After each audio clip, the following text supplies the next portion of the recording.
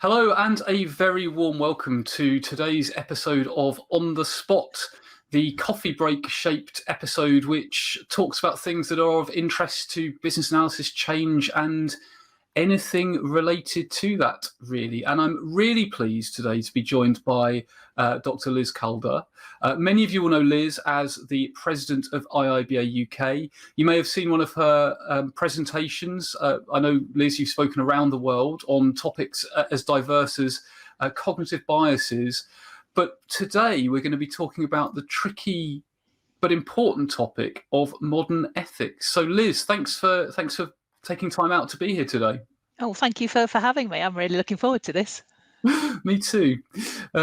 So, Liz, people watching this may have heard the term modern ethics, but might not be sure what that means and perhaps how it differs from ethics generally.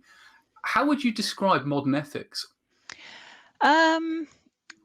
Well, I mean, if we go back to kind of ethics, what ethics is, it's a system of accepted beliefs that control behaviour. We've seen them through the medical professions, the teaching professions, the legal professions, and these are built up over time to have an accepted way of behaving. But what we're seeing in the new information age with the growth of technology and the ability to suddenly do things we couldn't do last week, last month, last year, we're seeing the fact that we have no common agreed standard of what is necessarily the right and the wrong thing to do. Systems. I've seen this right from the very early days, when the very earliest sets of data came online. For example, births, marriages, and deaths information. It's always been freely available, but it's a really different job of accumulating it when you've got to go to a registry office in another town and sign a form to when it just comes to your desktop. So even in situations where effectively nothing had changed, the ability to suddenly do things with information you could never get before created new problems for people and new ethical dilemmas that we just hadn't considered. So this field of modern ethics is about, with all the opportunities open to us and the advances that technology brings, really thinking about what that means for people, the effect on people, and how they can be disadvantaged. So it's a growing field, because a lot of the time we've never had to think about these problems, and we often don't have to think about them until they're right there in front of us, because we've never been able to do them before. That's really interesting, Liz. And it's almost like the technology has advanced faster than our ability to deal with the consequences of that technology. So I'm thinking, the aggregation of data and some of the scandals that there have been around that, and the accessibility of data, and the equity of access to that data or the services behind it create a whole bunch of new ethical dilemmas. Gosh. Yes, they do, and often, from a legal perspective, nothing's changed. You've always been able to have access to this amount of data, but there was a time you wouldn't have thought twice about putting your name on the electoral roll that people could see. Yeah. Fine, when all that happened was your neighbours could see it. When the whole world can see it, well, the things people can do with that data is completely different. Absolutely. And I should say, for anyone tuning in on LinkedIn Live, you can add comments. And if you add a comment, we may well bring it up on screen. So if you've got a question, we can bring it up on screen. But just to let you know, if you do type a comment and we bring it up on screen, it will have your photo and the text you write on there. But we'll cover as many questions as we can. So, Liz, my next question is, how are these ideas about modern ethics relevant to, say, business analysts or project managers or architects or change professionals generally? They're relevant to us in the way that our goal is to provide services and systems that are useful to the people that have to use them, and helpful and supportive to those people. But you can also see in the news, every day, weekly, about issues that are raised by software that's been put out there that people are using that's had a negative effect on people.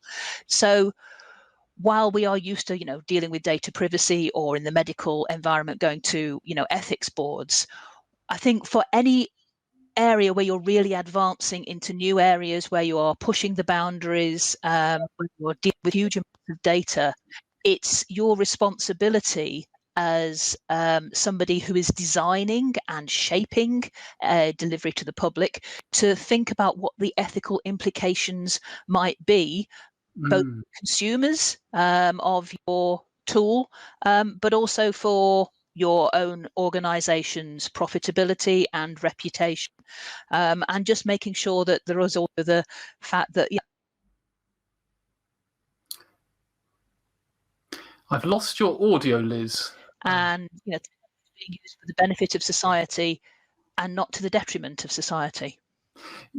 Yeah, absolutely. So there's that almost, I suppose. I mean, I'm thinking about, as BAs, we often think about the impact of change. We think about how, different stakeholders will be impacted by change. Perhaps there's almost what is the ethical impact of what we're about to do? I remember a presentation you gave a while back where you included a line, something along the lines of, "We can, but should we?" Yes. So it feels to me like part of what we should be doing as change professionals is asking that question. Okay, yeah, the technology allows that, but what are the ethical consequences of that? Do you think that's part of it? I think that that's absolutely part of it. And I think this is also part of the whole modern ethics, is there is nobody to tell us what is the right thing to do. So, in a lot of these cases, society hasn't decided what is right and what is wrong in a lot of these situations. So we have to make that situation ourselves. And I think, when you look at a business case for a piece of work, it's always, you focus on the benefits, the the positive aspects that it will bring to people. But I think we need to put much more effort, because people don't have the same choice they used to have. It's not a case of using an app or not using an app a lot of the case, especially for access to certain services. You have to use it, which means we really need to be thinking about what are the other ways this information could be used or abused. How could people abuse the system? How could people use the data? Can everybody that need access to this, can they get to it? It's not just for people who are, tech savvy. If everybody has to use it, does everybody have the capability to use it? And those are design decisions. But we're down at the level where, as Kenneth Bowles says, design is applied ethics. The choices you make in designing your system have ethical consequences for very many people. And that comes on to all sorts of conversations about inclusion and and equality. And Emily's got a really interesting point here. So Emily says, I think there's a challenge in that different organizations and different states, or I suppose even countries, have different definitions of what's ethical and unethical. With global impact, it's hard to make decisions that please everybody. I think that's a really interesting aspect, isn't it? It is. And that's, there's a really big cultural aspect to ethics as well. There's a website that is a kind of some ethical dilemmas. It's based on the old, do you move a train to run over one people or 5 people exercise? But it's part of the thing of, if you had a self-driving car, who are you protecting? The people in the car or the people outside the car? And there's a series of exercises you can try that says, well, if the people in the car are old and the people outside the car are young, does it make a difference to you? And they find it, different countries have different views on, who you should protect in that situation. So organizations have culture, but the countries. So there isn't one right answer, which is probably why ethics has been a discussion of a topic of hot discussion for thousands of years. We have to work it out between us about what your organization wants to achieve. And I suppose it emerges and it changes. It's got that sort of cultural element. So how can we build? I mean, I suppose there's the question of what is considered ethical in a situation, and if we park that for a moment, How can we build ethical thinking into our projects or products or initiatives? Well, fundamentally, like any other controls and constraints and boundaries and scoping, you actually have to put active thought into it. You have to, not just focus on what it is we're going to deliver, but give yourself some structure to decide what is and isn't ethical. So, going back to a very traditional tool is the pestle tool. What are the political implications of this? What are the socioeconomic implications of where we can do that assessment early? But there's also things, frameworks like ethicalOS.org, which give you a framework and a structure to really think around what ethics mean for you. And it's a lot about, if we have an app that will do this, that's really advantageous, well, who's it going to help? But is there anybody that it's going to be, if they can't use it, that they're going to be financially excluded? That's one side of it. But also, I think a lot of selling techniques and design techniques we need to consider as well. We know from things like Amazon that, we know that people react to time pressures. If you have a counter, people will buy quickly. We like good reviews. It encourages people to buy. If we think it's the last one, it encourages people to buy. Now, if you're giving people the accurate information, that's great. 1 in 8 people in the UK spends more online than they can afford.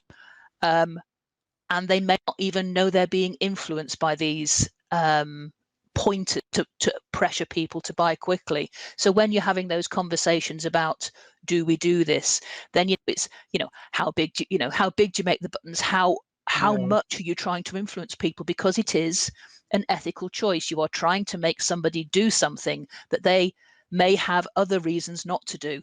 And it's not just about, how many people can we get to sell, if you're selling to people that can't actually afford it. It's interesting, because as you were speaking there, Liz, I was thinking about perhaps there's a distinction between a nudge for someone's good influence, like, for example, automatically opting them into a pension that's free for them. Yeah. That might be considered a nudge, versus providing information that enables them to make a decision versus manipulation. And there's a sort of spectrum there, isn't there, along the lines? There absolutely is. And the more we find out about neuroscience, and this is where it really starts linking into the cognitive biases, which is probably where I first came at the ethics from, of if we know how people's brains work, and we know that people reactive things are scarce, and the more we learn about how people react instinctively without being consciously aware of it, and it allows people to use that to influence people to do things that they might not choose to if they had more time and more choice. Yeah, definitely. So, Liz, in a word or in 30 seconds, and I know this is a hard ask, what would your biggest tip or takeaway be? The biggest takeaway for me is, it's not somebody else's problem. It's down to you. You can't rely on other people doing the right thing and scoping your project to make sure that nobody gets hurt. It's down to everybody involved in an IT system to have it in the back of their minds and raise it if they are concerned that something may lead to unfairness. Definitely. Well, Liz, thank you so much for taking the time to be here today. I'm sure that people will have enjoyed watching what you've had to say. We've had Emily ask whether you could add those online ethics tools and references into the comments afterwards. I'm sure you'd be, I feel confident you'd be happy to do that, wouldn't you, Liz, to add links and things. So, and thanks, Emily, and everyone for watching, of course. So what's the best way, Liz, for people to stay in touch with you, if they want to follow you, if they want to see what you're up to? I'm on Twitter at Liz Calder. You can also get to me on LinkedIn. So that's probably the best way to contact me. I will admit I'm not hugely active, but I do bob in and out. So fantastic. Excellent. Well, Liz, really fascinating. I know we could talk for hours about this topic, because we probably have at some point. We have, yes. Probably will again. But thank you so much for taking time out of your I know, busy schedule to be here.